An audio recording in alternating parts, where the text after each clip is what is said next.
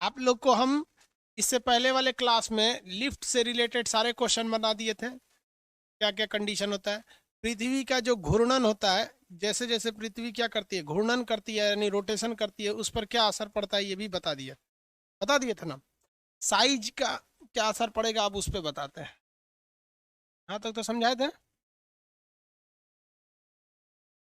देखिए भाई, स्मॉल जी और कैपिटल जी में कुछ रिलेशन होते हैं। Capital G M by R square, ये याद रखेंगे। यहाँ से दो तीन क्वेश्चन अब ध्यान से समझिए। Small g is equal to होता है capital G M by R square.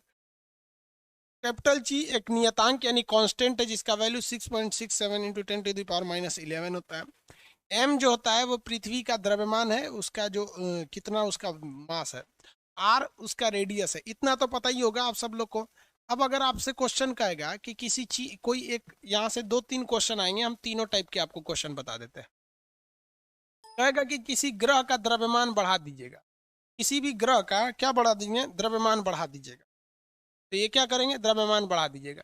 तो उस पर जो ग्रेविटेशन खिंचाव लग रहा है वो बढ़ेगा कि घटेगा। तो देखिए ना, इन दोनों में सीधा रिलेशन है, तो जी की वैल्यू भी बढ़ेगी। जब आमने सामने होते हैं सब ना, तो इसका मतलब होता है दोनों बढ़ेगा। ऊपर नीचे होते हैं तो इसका मतलब एक बढ़ेगा तो दूसरा घटेगा। यानी मास बढ़ाने से ग्रेविटेशन बढ़ जाता है। तो इसका मतलब आप बताइए कि पृथ्वी है, ये अर्थ है, आपको पता है पृथ्वी से बड़ा है आपका कौन सा चीज, जुपिटर ग्रह यानी बृहस्पति, जुपिटर। ये जुपिटर, तो किस पर गुरुत्वाकर्षण ज्यादा होगा, तो इसका मास ज्यादा है, इसलिए इसका जी की वैल्यू भी ज्यादा हो जाएगा। तो कभी भी याद रखेंगे, द्रव्यमान बढ़ने से ग्रह बड़ा हो जाता है और उसका मास जी की वैल्यू क्या हो जाती है, बढ़ जाती है। जी की वैल्यू बढ़ जाती है। ऐसे ही अगर आप कहेंगे कि त्रिज्या का वैल्यू से क्या होगा, त्रिज्या से क्या होगा, तो त्रिज्या बढ़ाएंगे तो उसका जी के वैल्यू क्या हो जाती है, घट जाती है। इससे न्यूमेरिकल क्वेश्चन कैसे देगा, कहेगा कि एक ऐसा ग्रह है जिसका द्रव्यमान पृथ्वी के द्रव्यमान से 4 गुना है, जिसका द्रव्यमान मास कितना है, 4 गुना है, मास 4 गुना है, जबकि उसका रेडियस जो है, रेडियस त्रिज्या 2 गुना है। बताइए उस पर, उस ग्रह पर गुरुत्वाकर्षण पृथ्वी से ज्यादा होगा या कम होगा। तो आप सिंपली याद रखेंगे, पृथ्वी पर गुरुत्वाकर्षण के लिए जी बराबर होता है capital G M by R square. ये तो ये पृथ्वी के लिए है। लेकिन वो कह रहा है कि हम एक ऐसे ग्रह पे ले गए हैं जिसका द्रव्यमान 4 गुना है और रेडियस 2 गुना है। तो वहां पर जी की वैल्यू निकालने के लिए, तो वहां जी की वैल्यू पृथ्वी के बराबर तो नहीं आएगा, कुछ और आएगा। तो कैपिटल जी तो चेंज नहीं होगा, एम के जगह पे द्रव्यमान कितना है, 2 गुना है, 4 गुना है तो 4 लिख देते हैं। रेडियस के जगह पे त्रिज्या कितनी है, 2 गुना है, तो 2r लिखते हैं। 2r का तो स्क्वायर ना होगा भाई, क्योंकि ये तो r दोनों पे स्क्वायर होगा। तो कैपिटल जी एम इंटू 4 बटा आर स्क्वायर, इंटू 2 का स्क्वायर करेंगे तो 4 हो जाएगा। इस 4 से ये 4 कट जाएगा, तो क्या आ जाएगा, capital G M by R square. इसका मतलब कि वहां पर कोई भी चेंजिंग देखने को नहीं मिलेगी। रीजन क्या है कि हम दोनों में चेंजिंग कर दिए थे। इस हिसाब से आप न्यूमेरिकल प्रॉब्लम को सॉल्व कर सकते हैं। सिंपल होता है न्यूमेरिकल प्रॉब्लम, इसमें ग्रेविटेशन का बहुत बड़ा नहीं होता है। दो तीन क्वेश्चन, दो ही तीन टाइप के न्यूमेरिकल होते हैं। एक जी की वैल्यू से रिलेटेड हो जाएगा, एक पृथ्वी से ऊंचाई पे जाने पे और पृथ्वी से गहराई पे जाने पे। दोनों सिंपल होते हैं सब। तो इसका तो आप निकाल सकते हैं मास, या फिर इसमें चेंज करके देगा, आप इजीली निकाल सकते हैं। लेकिन कभी कभी क्या करता है, इसमें थोड़ा सा घुमा देता है। रेडियस जो चेंज करता है ना, वो 2 गुना 4 गुना नहीं करता है। जैसे हम आपसे कह देते हैं कि रेडियस को हम 4 गुना कर देंगे, रेडियस को हम कितना कर देंगे, 4 गुना, तो जी की वैल्यू कितनी होगी, आंसर दीजिए तो, मुंह जवानी आंसर दीजिए ना। रेडियस को हम 4 गुना बढ़ा दिए, 4 गुना, तो जी की वैल्यू कितनी होगी।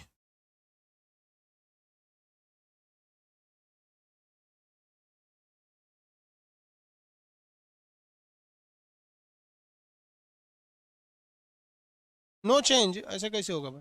हाँ, 1/16 हो जाएगा, वेरी गुड।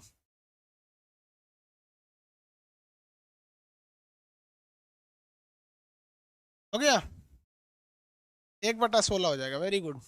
1/16 होगा, क्योंकि भैया इसको बढ़ा रहे हैं तो घट जाएगा। द्रव्यमान में तो कोई टेंशन नहीं, जितना इसको बढ़ाएंगे उतने उधर बढ़ेगा, जितना इधर बढ़ाएंगे उतना ही बढ़ेगा। एक चीज याद रखेंगे, इसका एक न्यूमेरिकल प्रॉब्लम, तीन टाइप के आएंगे, तीनों बता देते हैं। अगर हम रेडियस में रेडियस को परसेंटेज में कर देते हैं। मान किसमें, रेडियस को किसमें बढ़ा देते हैं, परसेंटेज में। कहेगा कि पृथ्वी की त्रिज्या मतलब पृथ्वी का जो रेडियस है उसमें चेंजिंग किया गया है, लेकिन वो चेंजिंग कर देगा कि n% किया गया है। पृथ्वी के रेडियस में कितना परसेंट का, n% का। जैसे वहां कह रहा था ना कि 4 गुना 5 गुना, तो इसमें नहीं कहेगा, कहेगा कि n%। कितना परसेंट, n%। तो रेडियस में चेंजिंग कितना किया गया है, n%। तो इसलिए जी में कितना हो जाएगा, 2 × n%। 2 × n%। n मतलब पता ही नहीं हमको क्या। जैसे कहता है कि किसी चीज, एक ऐसा ग्रह है जिसकी त्रिज्या में हम 3% की वृद्धि किए। कितना परसेंट, 3%। तो n की वैल्यू कितनी है, 3%। इसलिए g की वैल्यू कितनी हो जाएगी, 2 गुणे n% कितना है, 3%। कितना, 6% की चेंजिंग आ जाएगी। ये नियम 4% से नीचे ही लगता है और एग्जाम में भी क्वेश्चन 4% से नीचे में ही देता है। समझ में आ रहा है कि नहीं आ रहा है? तो एक फॉर्मूला याद रखेंगे, जितना परसेंट चेंजिंग कह रहा है उसका 2 गुना कर दीजिएगा। कहेगा कि 2.5% चेंजिंग हुआ है तो 5% की चेंजिंग आएगी। तो पहला ये फॉर्मूला याद रखेंगे, इसमें एकदम सीधे सीधे बना दीजिएगा। न्यूमेरिकल एग्जाम में हमेशा आपका 2 से 3 लाइन का देता है, उससे ज्यादा का न्यूमेरिकल वो एग्जाम में नहीं देता है। पहला ये हो गया। दूसरा क्या है कि देखिए, रेडियस पे तो पहला परसेंटेज चेंजिंग दे देगा, उसके बाद आपकी पृथ्वी पर देंगे तो यहाँ पर जो रेडियस होगा वो यहाँ के रेडियस से ज्यादा होगा, यानी विषुवत रेखा पर रेडियस ज्यादा। तो विषुवत पूछ देगा, विषुवत इंग्लिश में कहते हैं इक्वेटर। इक्वेटर, इक्वेटर पे रेडियस क्या होते हैं, ज्यादा होता है, इसलिए जी की वैल्यू क्या हो जाती है, कम हो जाती है। आपको भी पता है कि रेडियस अगर ज्यादा होगा तो जी की वैल्यू कम हो जाएगी। ठीक, इसका उल्टा अगर देखेंगे तो ध्रुवों पर, ध्रुव को इंग्लिश में क्या कहते हैं, पोल कहते हैं। ध्रुव को इंग्लिश में पोल कहेंगे। पोल पर बताइए भाई, पोल पर रेडियस का क्या इफेक्ट पड़ता है, पोल पर रेडियस घट जाता है, पोल पर रेडियस कम है। तो यहाँ इक्वेटर पर रेडियस ज्यादा था इसलिए जी की वैल्यू कम थी, और पोल पर रेडियस ही कम है इसलिए जी की वैल्यू ज्यादा है, जी की वैल्यू ज्यादा है। इसका मतलब है, इसका मतलब समझिए कि कोई भी चीज, कोई भी चीज अगर पृथ्वी के पास है तो उस पर सबसे तगड़ा पृथ्वी कहाँ खींचेगी, ध्रुवों के पास खींचेगी। कहाँ खींचेगी, ध्रुव के पास ही उस चीज को खींचती है। तो यहाँ पर पृथ्वी का खिंचाव बहुत ज्यादा लगता है, पृथ्वी का खिंचाव ज्यादा लगता है, और ध्रुव पर पृथ्वी का खिंचाव कम लगता है। यही वजह था कि जब शुरुआती दौर में लोग अंतरिक्ष में जाना चाहते थे 1950 और 60 के दशक में, तो उस समय के रॉकेट इतने शक्तिशाली नहीं हुआ करते थे। जब रॉकेट शक्तिशाली नहीं होते थे तो वैज्ञानिकों ने दिमाग लगाया कि हम रॉकेट को वहीं से क्यों ना छोड़ें जहां पर पृथ्वी के खिंचाव बल बहुत ही कम है।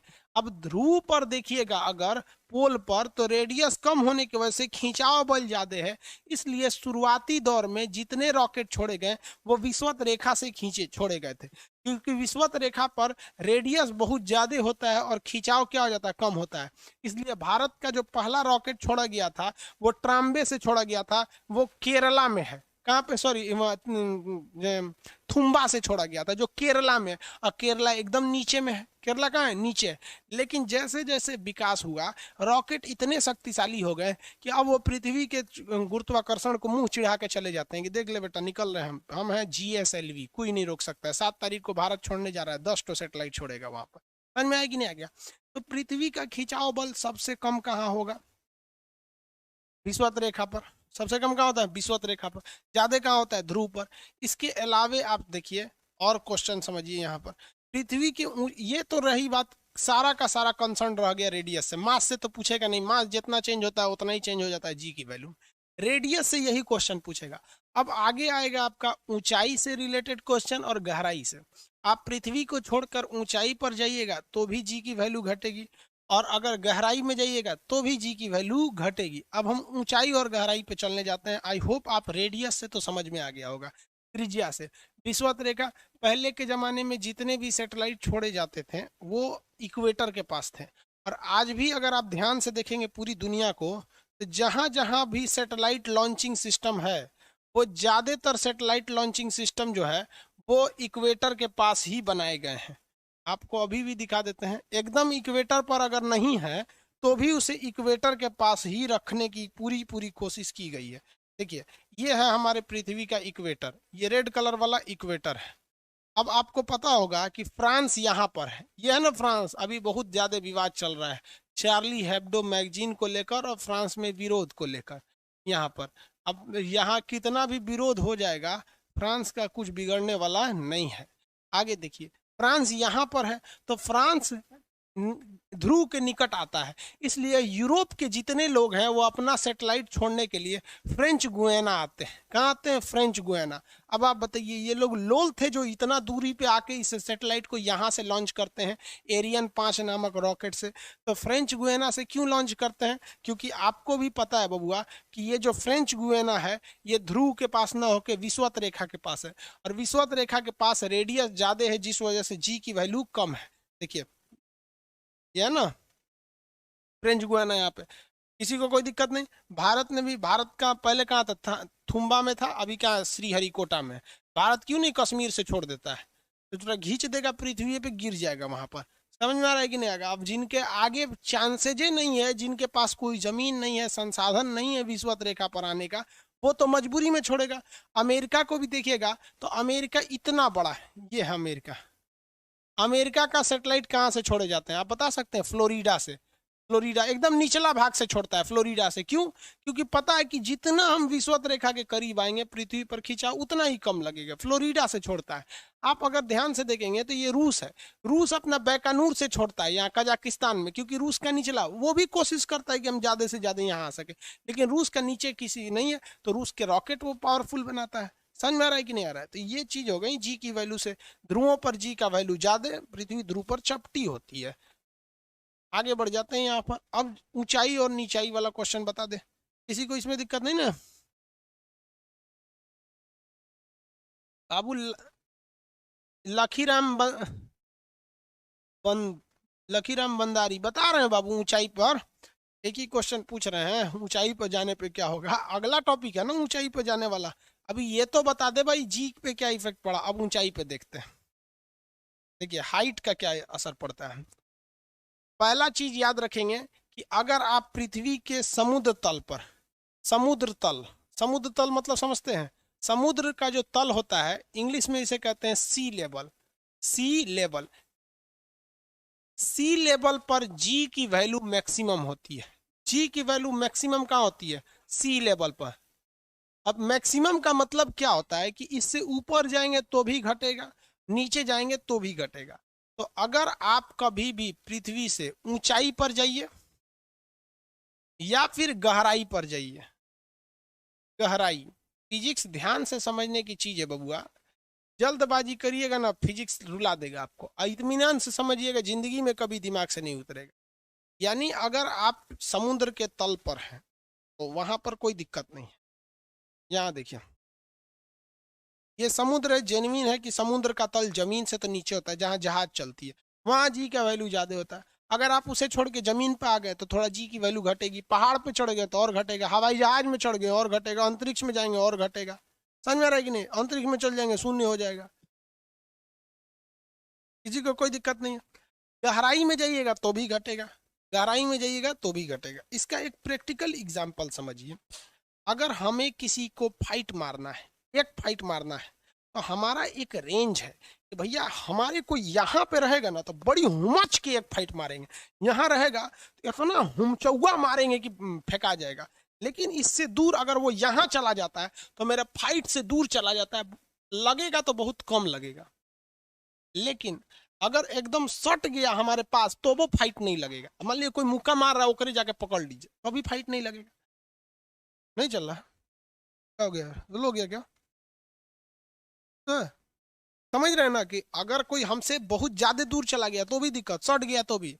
इसलिए याद रखिएगा फिजिक्स के इस हिसाब से, अगर आपको कोई बड़ा हथियार लेकर मारने आ रहा है, बड़ा हथियार का मतलब है कि बड़का राइफल लिया है या लाठी लिया है, तो गलती से भी उस आदमी से दूर मत भागिए, वरना दूर भागेंगे तो मार देगा।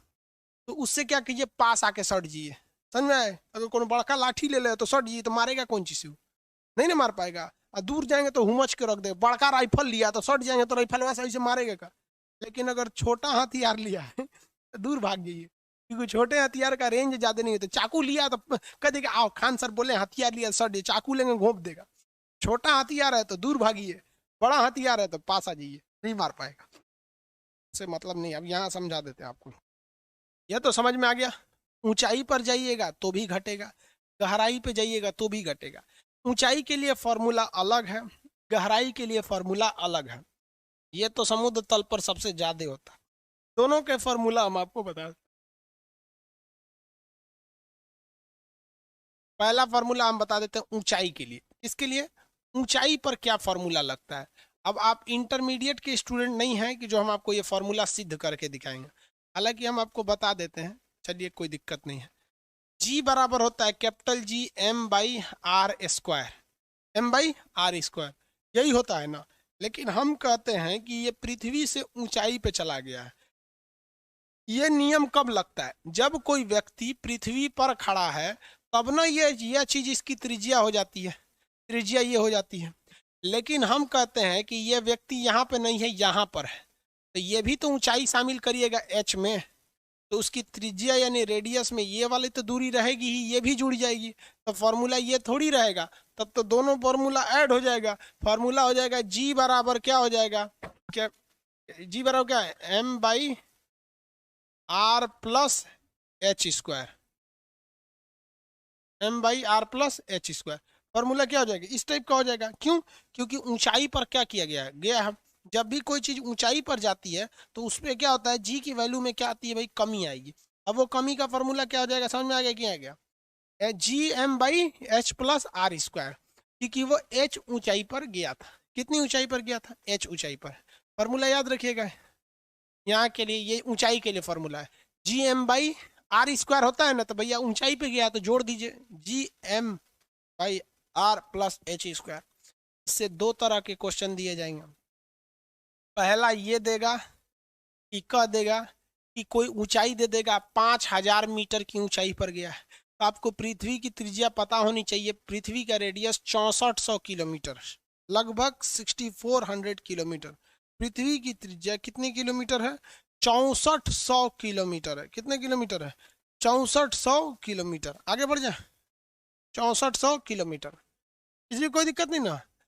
एक क्वेश्चन बड़ा फेमस है, कहता है कि बताइए कि अगर हम जितनी पृथ्वी की त्रिज्या है, जितनी पृथ्वी की रेडियस है, उतना ही ऊंचाई पर अगर हम चले जाएं, उतना ही ऊंचाई पर चले जाएं तो क्या होगा।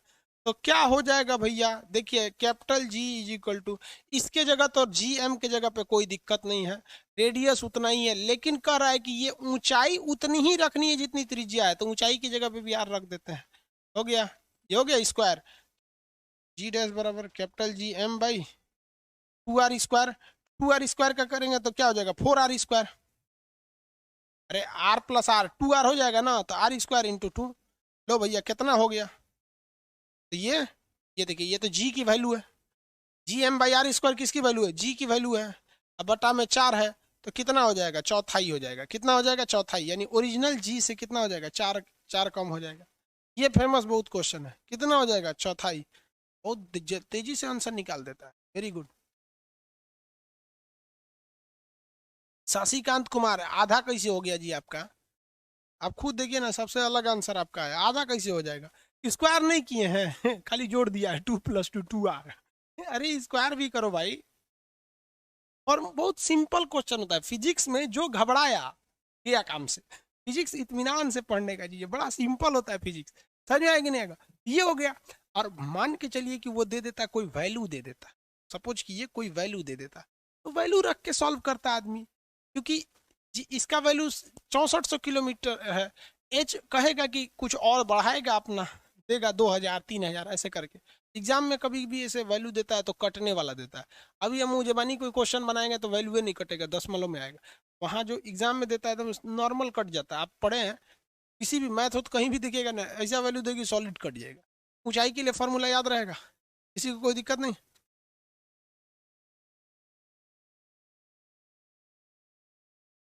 1/5 कैसे आ गया,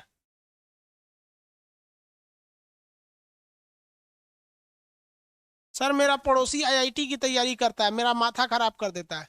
तो भाई आप आईआईटी की तैयारी करने वाले से क्यों लग रहे हैं? आप उससे सिखाइए ना। अब एक बात बताइए, सबका सिलेबस अलग होता है भाई। आप आईआईटी वाले को कहिएगा ना कि बाबर का जन्म कहाँ हुआ था, फरगाना में, फरगाना के बाद समरकंद की लड़ाई लड़ा, समरकंद के बाद वो फिर काबुल आया, फिर कंधार आया, फिर भारत में आया, पानीपत का युद्ध, उसके बाद खांडवा का युद्ध, भाग जाएगा आईआईटी वाला। तो वो कहेगा कि मेरा दिमाग खा जाता है। उसका सिलेबस अलग है, आपका सिलेबस अलग है, दोनों अलग चीज है ना भाई। दोनों को क्यों मिलाइएगा? फौजी को सिखाया जाता है जान लेना कैसे है, डॉक्टर को सिखाया जाता है जान बचाना कैसे है। दोनों को मिलाइएगा, दिक्कत हो जाएगा। हाँ,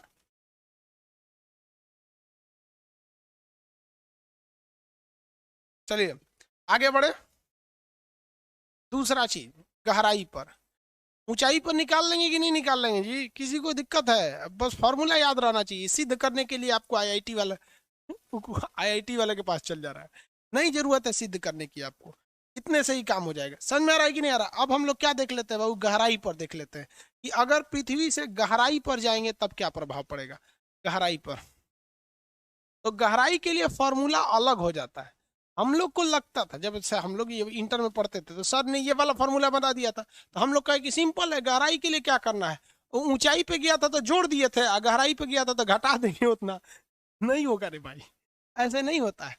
क्योंकि ऊंचाई पर जाने से, गहराई पर जाने से अलग अलग सिचुएशंस में बनते हैं। इसके लिए फॉर्मूला हो जाता है कि इस जी बराबर जी डैश, यानी जो बदला हुआ जी है वो पहले के जी, यानी जो बदल गया है जी, जी डैश बराबर पहले के जी इंटू 1 - h/r होता है। ये याद रखिएगा। ये फॉर्मूला थोड़ा सा उटपटांग हो जाता है। अब मजबूरी ये है कि ये टारगेट बैच है, दिसंबर में एग्जाम है, हम फॉर्मूला सिद्ध करके दिखाएंगे तो क्या फायदा होगा, और सिद्ध करके भी जानेंगे क्या। जी डैश यानी बदला हुआ जी, वहां कोई जी डैश नहीं था, यहाँ जी डैश है। जी डैश बराबर पहल का जी इंटू 1 - h/r ई, 1 - h/r ई, 1 - h/r ई। अब हम आपसे एक क्वेश्चन पूछते हैं। ये पृथ्वी है, ये इसका रेडियस है, सॉरी आर है। अगर हम खोद कर इसके केंद्र तक चले जाएं, पृथ्वी के केंद्र तक चले जाएं, तो जी की वैल्यू कितनी होगी? केंद्र पर जी की वैल्यू कितनी होगी? फॉर्मूला से निकालिएगा। केंद्र पर जी की वैल्यू कितनी होगी? पृथ्वी के केंद्र पर जी की वैल्यू कितनी होगी?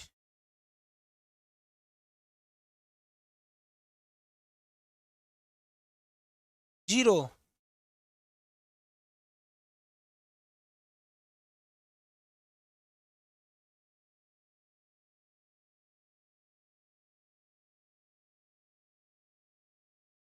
सर मेरा कमेंट पढ़ते नहीं है इसीलिए 1/2 लिख दिए थे।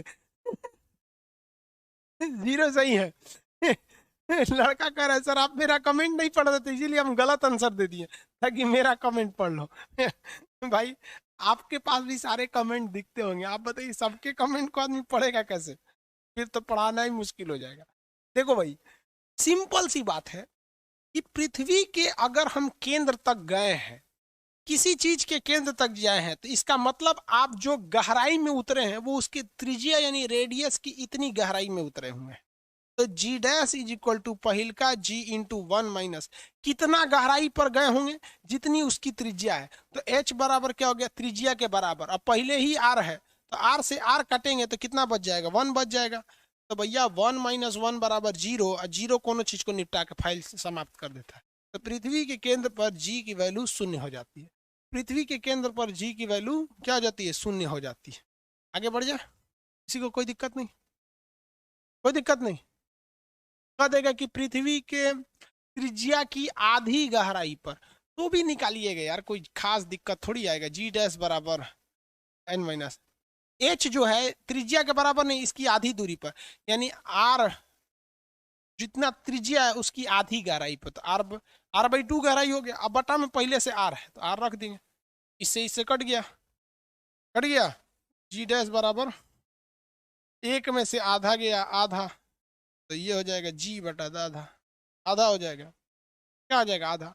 अगर हम पृथ्वी के जितनी त्रिज्या है उतने घुस गए तो केंद्र पे पहुंच जाएंगे, 0 हो जाएगा। लेकिन जितनी त्रिज्या है उसका आधा जाएंगे तो फिर आधा हो जाएगा। कोई दिक्कत नहीं आप लोग को? तो ये ऊंचाई और गहराई दोनों वाला चीज आप समझ गए। अंतरिक्ष में जाएंगे तो जी की वैल्यू 0 हो जाती है। बहुत ज्यादा हाइट पे अंतरिक्ष में चले जाते हैं, अंतरिक्ष में जी की वैल्यू 0, केंद्र पर जी की वैल्यू 0। देखिए ध्यान से, ऊंचाई पे जाएंगे जी का वैल्यू घटेगा, अंतरिक्ष में चल जाएंगे शून्य, गहराई में जाएंगे जी का वैल्यू घटेगा, केंद्र पे चल जाएंगे शून्य, समुद्र तल पर अधिकतम, विषुवत रेखा पर न्यूनतम, ध्रुवों पर बहुत ज्यादा होता है, ध्रुवों पर ज्यादा होता है, ध्रुवों पर ज्यादा होता है।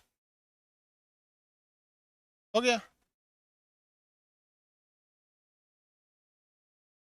पृथ्वी की ऊंचाई गहराई सब पे हो गया। देखो भाई, इस टाइप से क्वेश्चन आपके ज्यादा रहते हैं, ये चीज को हमेशा याद रखिएगा। यहीं से क्वेश्चन जी से पूछता है कि त्रिज्या में यदि 4% की वृद्धि कर दी गई तो जी की वैल्यू में तो 2 का गुणा कर दीजिएगा, 8% की वृद्धि देखी जाएगी। विषुवत रेखा पर त्रिज्या ज्यादा, जी की वैल्यू कम, इसलिए रॉकेट विषुवत रेखा से, ध्रुव पर आर कम, जी की वैल्यू ज्यादा। एक एक करके पढ़िए, पहले एक एक करके, एक के बाद खिचड़ी कर देंगे तो दिक्कत हो जाए।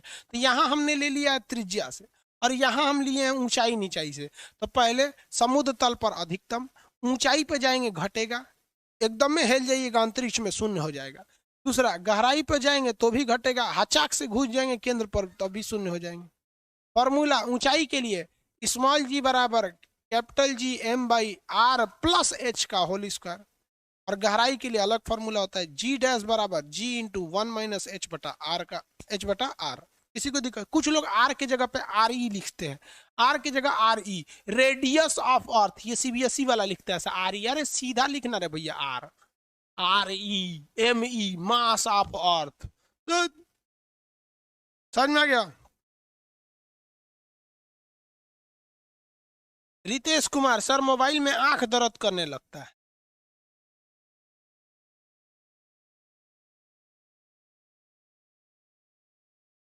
सर एप्लीकेशन अपडेट कर दीजिए जिसमें टीवी पर भी चलने लगेगा।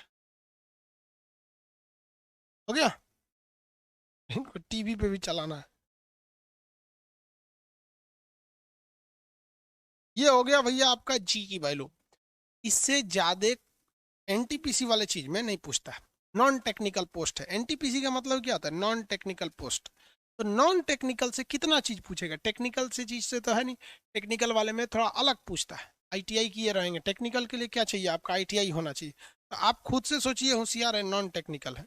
अब आते हैं दो चीजों पर, एक होता है पलायन वेग और दूसरा होता है आपका कक्षीय चाल। पलायन वेग क्या होता है और कक्षीय चाल क्या होता है? देखिए, ये कोई ग्रह है, हमारे लिए जनरली हम लोग पृथ्वी लेते हैं। तो ये है भैया पृथ्वी, ये एक ग्रह है। अगर आप इससे सोचिएगा कि भाग जाए तो ये ससुरी घींच लेगी पृथ्वी, सोचिएगा भाग जाए तो घींच लेगी, जैसे भागिएगा घींच लेगी, क्योंकि इसमें जी की वैल्यू काम कर रही है, स्मॉल जी खींचता है उसको वापस। लेकिन किसी भी चीज की एक लिमिट होती है, कितना घींच पाइएगा। अगर आपकी कैपेसिटी से ज्यादा कोई चीज हो जाए तो आप चले जाइएगा, नहीं खींचिएगा उसको। तो उसी को बोलते हैं पलायन वेग। क्या कहेंगे पलायन वेग? Escape velocity. एक ऐसा वेग, एक ऐसी वेलोसिटी अगर जिससे किसी वस्तु को फेंक देते हैं तो वो पृथ्वी के गुरुत्वाकर्षण सीमा को ही पार कर जाता है और लौट कर नहीं आता है, उसे कहते हैं पलायन वेग, स्केप वेलोसिटी। कौन सा वेग? पलायन वेग या स्केप वेलोसिटी। आगे बढ़ जाए, स्केप वेलोसिटी या पलायन वेग में किसी को दिक्कत है? एनटीपीसी दिसंबर में नहीं है, वो हम जब डेट फिक्स किया था ना उसी समय बोले थे। चलो आप ध्यान से समझिए, हम लोग को तो वैसे भी टारगेट लेके चलना है ना, आराम से देखते चलिए। पलायन वेग क्या होता है बहू? Escape velocity. पलायन वेग वह वेग जिसे प्राप्त कर कोई वस्तु स्केप कर जाती है, यानी वीई, स्केप वेलोसिटी कहते हैं। पृथ्वी के सीमा को ही छोड़ के चली जाती है तो उसे कहते हैं पलायन वेग। क्या कहेंगे? पलायन वेग कहेंगे। पलायन वेग से दो क्वेश्चन आते हैं, पलायन वेग से दो क्वेश्चन आते हैं। पहला कि इसका फॉर्मूला क्या होता है, तो वी ई लिखना जरूरी है क्योंकि इसके वेलोसिटी, इसका फॉर्मूला होता है √2 g r। आर मतलब रेडियस, जी मतलब 9.8, ये हो गया। दूसरा कि ससुरा होता कितना है, इसकी वैल्यू अगर निकालेंगे, दू की जगह पे डू, जी की जगह पे 9.8, पृथ्वी की त्रिज्या 6400 किलोमीटर है, इतना को निकालेंगे ना तो ये लास्ट में आता है 11.2 किलोमीटर प्रति सेकेंड। 11.2 किलोमीटर प्रति सेकेंड, 11.2 किलोमीटर प्रति सेकेंड। समझ में आ रहा है? इतना भयानक इसके वेलोसिटी होता है। अगर आपको पृथ्वी को छोड़कर जाना है, आप चाहते हैं कि पृथ्वी को छोड़कर चले जाए, तो पृथ्वी कहती है कि बेशक आप हमें छोड़कर चले जाइए, लेकिन याद रखिएगा कि आपका स्पीड 1 सेकंड में 11.5 किलोमीटर। आप चलिए, हम आप पे मेहरबानी कर देते 11 लिखते हैं, यानी आपकी स्पीड कितनी होनी चाहिए? 1 सेकंड में 11 किलोमीटर। यानी ऐसे फेंक रहे हैं ना, 1 सेकंड में कितना चला जाना चाहिए? 11 किलोमीटर। तभी आप जा सकते हैं इसको छोड़ के, अदरवाइज में आप नहीं जा सकते। समझ में आ रहा है कि नहीं आ रहा है? सोचिए कितना खतरनाक है पृथ्वी को छोड़कर जाना। इसीलिए हवाएं, आंधी, तूफान, ये बादल जो हमारे पे वर्षा कराते हैं, ये हमारे वफादार नहीं है, ये कब का हमें दगा देकर चले जाते हैं। ये पृथ्वी का गुरुत्वाकर्षण है जो मजबूर करके रखा है इन हवाओं को, इन आंधियों को, इन बरसात, ये बादल, ये आसमान, सबको, कि तुम्हें मजबूरी में हमारा साथ देना है। इसलिए याद रखिएगा कि दुनिया में अगर डर खत्म तो रिश्ता खत्म, भय बिना प्रीत कहाँ। और मिजाज में कुछ सख्ती भी जरूरी है, वरना लोग पी जाते हैं अगर समंदर खारा न होता। अगर गुरुत्वाकर्षण न होता तो ये ऑक्सीजन, नाइट्रोजन सब भाग जाते हैं, सब यहाँ से दूसरे गोला पे खींच के रखा है हमारे लिए। समझ में आ रहा है कि नहीं आ रहा है? किसी को कोई दिक्कत नहीं है। और ऐसा नहीं है कि अगर आप दूसरे ग्रह पे ईंटा चलाइएगा तो पृथ्वी पे घुस जाएगा। ईंटा के लिए भी यही नियम है कि हमें छोड़कर जाने वाले भी 1 सेकंड में 11 किलोमीटर की स्पीड प्राप्त करके दिखाएं, और हमारे अंदर आने वाले भी इतनी ही स्पीड को दिखाएं, वरना बर्बाद हो जाओगे, नहीं आने देंगे। अगर मान लीजिए जाने के लिए चल गए और उधर से कहेंगे दूर तरीका ढलान पे से, कैसे पहाड़ पे से आदमी उतरता है ढलान पे से, कहता है दो इंजन बंद कर दो ना, आराम से चलते हैं, डगरना ही ना है, डगरना। तो ना डगरौना नियम काम नहीं करेगा। आते वक्त में भी इतना ही स्पीड होनी चाहिए, आते वक्त में भी कितना होना चाहिए? इतना ही स्पीड होना चाहिए। तो ये स्पीड को देने के लिए दो चीजें आती हैं। पलायन वेग को देने के लिए इंजन में आता है, एक आता है जिसे कहते हैं cryogenic engine. Cryogenic engine, cryogenic engine. ये क्रायोनिक इंजन जो होता है, ये बहुत ही माइनस टेम्परेचर पे, -200 डिग्री सेल्सियस पर काम करता है क्रायोनिक इंजन। ये क्रायोनिक इंजन कहाँ लगाए जाते हैं? तो रॉकेट्स में लगाए जाते हैं। रॉकेट उसे कहते हैं जो वो वापस लौट कर नहीं आता है, सैटेलाइट को छोड़ देता है। और एक होता है शटल। शटल जो होता है, स्पेस शटल, ये लौट कर आता है। लेकिन लौट कर आने के लिए इन दोनों में कौन से इंजन लगाए जाते हैं? Cryogenic engine. Cryogenic engine -250 degree Celsius पर काम करता है, इतना तगड़ा होता है क्रायोनिक इंजन। तो कहेगा कि पलायन वेग का फार्मूला तो √2 GR, √2 GR, वैल्यू 11.2 किलोमीटर प्रति सेकेंड जाने के लिए, वापस आने के लिए भी 11.2 किलोमीटर प्रति सेकेंड। इतना भयानक स्पीड। ससुरा कल्पना कीजिए कि आपके गांव से कोई दूसरा शहर है 11 किलोमीटर। आप कल्पना कीजिए जहां जहां आप रहते हैं। ऑनलाइन वालों को तो पता नहीं चलता रहता कहाँ कहाँ है। आगे आए, चलिए देखिए ध्यान से, बात समझिए। आप सोच सकते हैं कि आपसे 11 किलोमीटर दूरी पर कौन सा शहर है, और सोचिए आपकी गाड़ी की स्पीड इतनी होनी चाहिए कि 1 सेकंड में वहां पहुंच जाए। कितनी भयानक स्पीड होनी चाहिए पृथ्वी को छोड़ने के लिए पलायन वेग। पलायन वेग समझ में आ रहा है कि नहीं आ रहा है? 11.2 किलोमीटर प्रति सेकंड रहना चाहिए, और आने के लिए भी इतना। इसमें सबसे बड़ी बाधा क्या आती है पता आपको? सबसे बड़ी बाधा आती है हवाओं का घर्षण।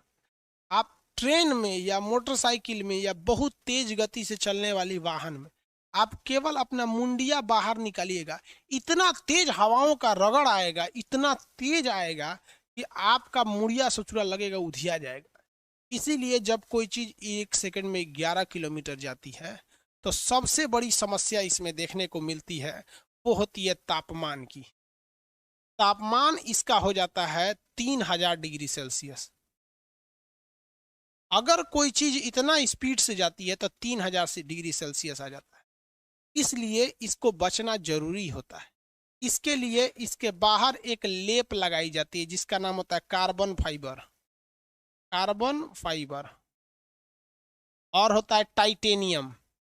कार्बन फाइबर या टाइटेनियम की एक परत चढ़ा दी जाती है। इंजन लगाया जाता है क्रायोनिक, जो इंजन इतना स्पीड दे सके। लेकिन इंजन के बाद भी उस ससुरा का टेम्परेचर हो जाता है रगड़ के कारण 3000 डिग्री सेल्सियस। इसको रोकने के लिए उसके बाहर कार्बन फाइबर और टाइटेनियम की एक परत लगा दी जाती है। ये परत उस घर्षण से उत्पन्न होने वाले टेम्परेचर को अंदर आने नहीं देता है, इसलिए अंदर का इंजन, अंदर के इंस्ट्रूमेंट्स, अंदर बैठे शटल में, रॉकेट में तो आदमी नहीं बैठता, आदमी बैठेगा शटल में क्योंकि रॉकेट वापस से नहीं आता, बैठा के छोड़ दीजिएगा ऊपर रह जाएगा, तो अंदर बैठे रॉकेट या शटल की चीज सुरक्षित रहते हैं। कल्पना चावला के साथ मामला हो गया गड़बड़। कल्पना चावला का जब रॉकेट ऊपर गया था तो रॉकेट जैसे लॉन्च किया था ना, तो उसी वक्त उसमें एक स्क्रैच आ गया था, लड़ गया था, उसका एक पार्ट टूट के नीचे गिरा और लड़ गया, स्क्रैच आ गया था। तो जो कल्पना चावला का जो शटल था, स्पेस शटल अपोलो मिशन, उसका जो बाहर का कार्बन फाइबर या टाइटेनियम था वो हल्का स्क्रैच आ गया, तो स्क्रैच आने से उसमें दरार पड़ गया। वो कैसे भी तो पृथ्वी के जाने वाले चीज को तो पार कर गया, लेकिन जब री एंट्री किया ना, री एंट्री, तो री एंट्री के समय उस वो झेल नहीं पाया। मान लीजिए कहीं कहीं कट गया तो झेल ले, 2 दिन बाद थोड़े ना झेला पाता।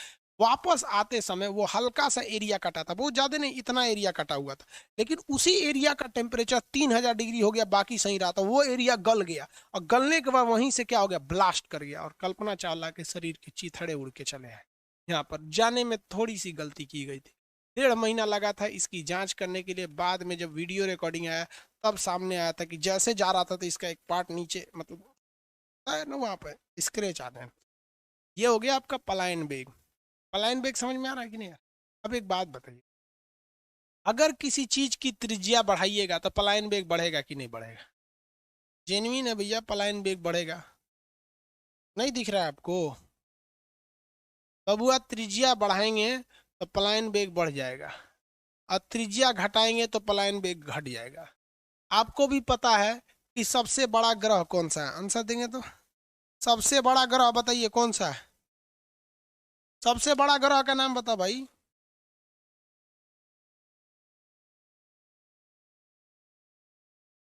बृहस्पति, वेरी गुड, बृहस्पति है ग्रह, बृहस्पति। तो उस पर पलायन वेग 59 किलोमीटर पर सेकेंड है। उसको छोड़ना है तो और भयानक भागना पड़ेगा, 59 किलोमीटर प्रति सेकेंड, और उतरना भी है तो उतने ही, इसलिए कोई बृहस्पति पे जाता ही नहीं है। चंद्रमा पर पूछता है कि चंद्रमा पर पलायन वेग कितना होगा, तो आप बताइए चंद्रमा का रेडियस कम है या नहीं है? चंद्रमा का रेडियस कम है कि नहीं है? चंद्रमा का रेडियस जी कम है, तो चंद्रमा पर पलायन वेग 2.3 होता है। चंद्रमा पर पलायन वेग कितना होता है? 2.3। किसी को कोई दिक्कत नहीं है? चंद्रमा पर पलायन वेग कितना होता है? 2.3। यहाँ चंद्रमा मून का लिख देते हैं, मून का 2.35 किलोमीटर प्रति सेकंड। सब कुछ यहाँ किलोमीटर प्रति सेकंड होता है, मीटर पर सेकंड में कुछ नहीं है। यहाँ मीटर पर सेकंड का कोई बात नहीं, यहाँ किलोमीटर पर सेकंड। किसी को कोई दिक्कत नहीं है पलायन वेग में? पलायन वेग समझ में आ गया? एस्केप वेलोसिटी क्या होता है? आगे बढ़ जाए, चलिए। हाँ वही कुछ लोग कर नहीं सर, पृथ्वी पर 2.4 होता है। अरे भाई वही है, 2.35 का मतलब कौन सी हुआ? हो गया, बढ़ा दीजिए इसको 4। आगे देखिए, ये है कोई ग्रह, मान के चलिए पृथ्वी है, यहां से हम किसी वस्तु को पलायन करा दिए। पलायन मतलब स्केप करा दिए, ऐसे स्केप करा दिए, तो स्केप वेलोसिटी से कराए होंगे VE से, लेकिन हम चाहते हैं कि अब ये इसका चक्कर लगाए। चक्कर लगाए। आप में से कितने लोग बता सकते हैं कि किसी चीज का चक्कर लगाने के लिए कौन से वेलोसिटी की जरूरत होती है, कौन से बेग की जरूरत होती है? आंसर देंगे लोग, कितने लोग बता सकते हैं? क्योंकि हम ये आपको एक बार बता चुके हैं। ये बताइए, इसको कहते हैं कक्षीय चाल, ऑर्बिटल वेलोसिटी, लेकिन हम इसको आप पहले ही बता चुके हैं। इसका फॉर्मूला बताइए, कौन से चाल की जरूरत होती है? नाम भी बता दीजिए, फॉर्मूला छोड़िए, कि एक पूरा चक्कर लगाने के लिए कौन से चाल की जरूरत होती है? आंसर देंगे?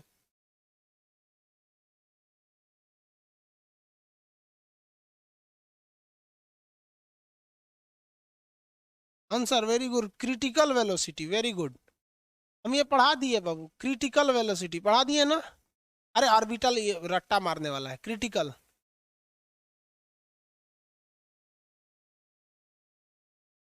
दबादिश Mahato, critical velocity, very good. कोणीय वेग है, कोणीय वेग की क्रिटिकल अरे क्रांतिक वेग चाहिए बकलोलो, आप बोले थे मौत के कुआं में कैसे घूम जाता है बिना गिर ले, बिना गिरे घूम जाता है मौत के कुआं में। किसमें? मौत के कुआं में। तो भैया मौत के कुआं की तरह ही तो है ये उपग्रह, अगर कम करेगा तो धाए दे पृथ्वी पे गिर जाएगा। तो इसको क्या चाहिए? क्रिटिकल वेलोसिटी चाहिए। तो किसी सैटेलाइट को उड़ाने के लिए, किसी भी सैटेलाइट को उड़ाने के लिए कौन सा वेलोसिटी चाहिए? तो चाहिए पलायन वेग। लेकिन घुमाने के लिए क्रिटिकल वेलोसिटी, क्रिटिकल वेलोसिटी। उसके, ये पृथ्वी है, ठीक है, यहां से स्केप करा दिए हम वी से, लेकिन घुमा देंगे हम क्रिटिकल वेलोसिटी से। घुमाने के लिए क्रिटिकल वेलोसिटी, क्रिटिकल वेलोसिटी की अंडर रूट क्या होता है? जी आर होता है, पढ़ाए थे? अंडर रूट जी आर होता है रे भैया, ना पढ़ाए थे? Critical velocity. तो इसी को ग्रेविटेशन फोर्स में ऑर्बिटल वेलोसिटी कहा जाता है। क्रिटिकल वेलोसिटी को यहां पर क्या बोला जाता है? ऑर्बिटल वेलोसिटी, वेलोसिटी जिसे कहते हैं कक्षीय चाल। तो भैया ये कक्षीय चाल कुछ नहीं है, मौत के कुआं में जो चाल चाहिए ना वही चाल उपग्रह को चाहिए। मौत के कुआं में जो चाल होना चाहिए वही चाल चाहिए, कक्षीय चाल होना चाहिए। किसी को कोई दिक्कत नहीं है? Orbital velocity. अब हम आपको यहां बताते हैं। बताइए भैया स्केप वेलोसिटी यानी पलायन करने के लिए कितना चाहिए? पलायन करने के लिए कितना चाहिए?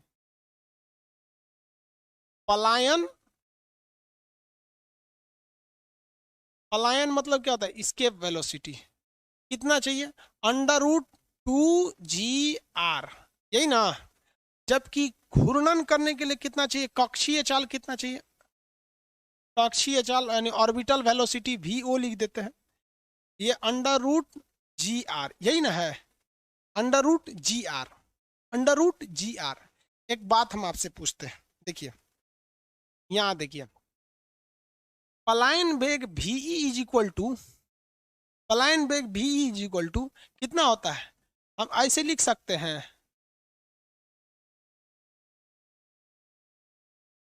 देख ना बबुआ, अभी तो बतिया बराबर है, अभी भी तो बतिया बराबर है रे भाई। भाई ये खोपड़िया का बाहरवा निकाल दिए, अभी भी इसके वेलोसिटी वही है, कुछ अलग तो लिखे नहीं है। लेकिन एक रिलेशन बन सकता है, escape velocity v equal to under root 2, under root RG की जगह पे हम ऑर्बिटल वेलोसिटी या क्रिटिकल वेलोसिटी लिख सकते हैं इस RG की जगह पे। तो यहाँ लिख सकते हैं VO, लिख सकते हैं कि नहीं लिख सकते हैं? यहाँ क्या लिख देंगे? VO। तो दोनों में रिलेशन हो गया, दोनों में क्या हो गया? रिलेशन हो गया। यहाँ पर इस रिलेशन का मतलब क्या है कि अगर कोई ग्रह है, पृथ्वी, ये कोई ग्रह है, ठीक है, इसके बाहर कोई उपग्रह क्या कर रहा है? चक्कर लगा रहा है। किस वेग से वो चक्कर लगा रहा होता है? कक्षीय चाल से चक्कर लगा होता है।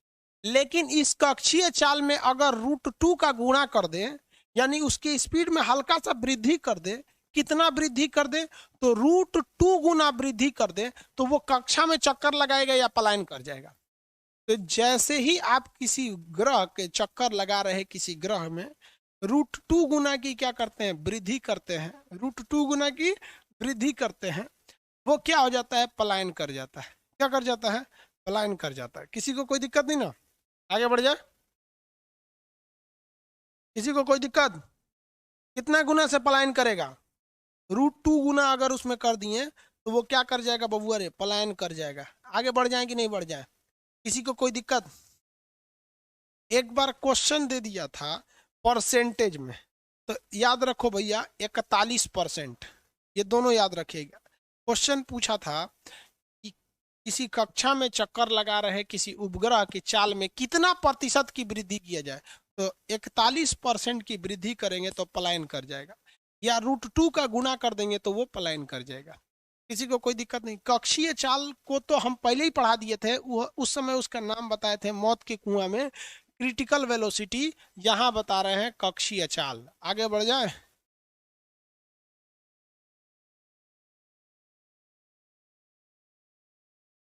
अरे 11.2 बबुआ वो तो पलायन वेग है। 11.2 क्या चीज है? पलायन वेग है। तो कोई दिक्कत नहीं है यहाँ तक में।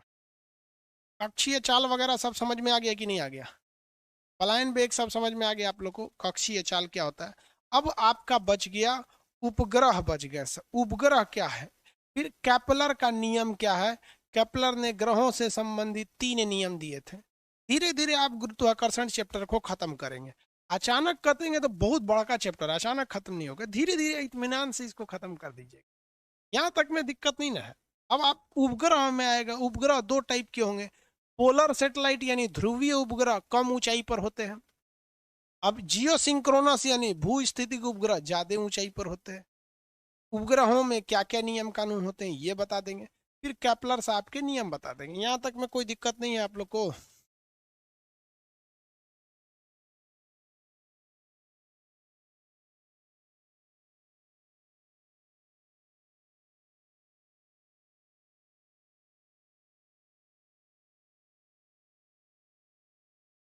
अंतरिक्ष में रॉकेट, ये रॉकेट में बता देंगे भाई।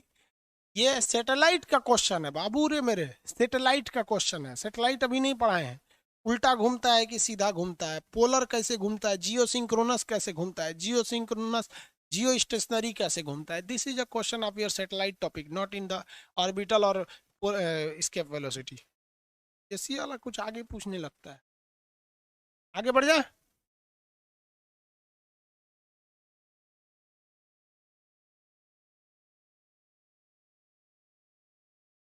आगे बढ़ जाते हैं।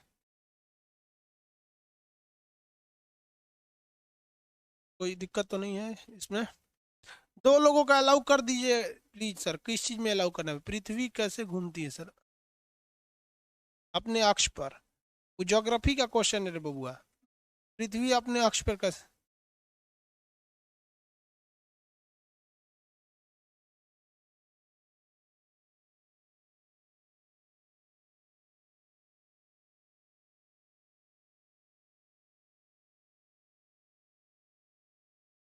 चलिए आज के लिए इतना ही रहना।